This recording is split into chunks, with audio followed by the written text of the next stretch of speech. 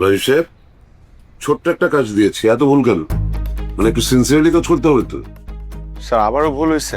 জি, check করে দেখেন। কি তাড়াহুড়া করে করছি তো স্যার, তাই একটু ভুল হয়ে গেছে। তাড়াহুড়ো তো একটু থাকবে, কিন্তু নির্ভুল হতে হবে।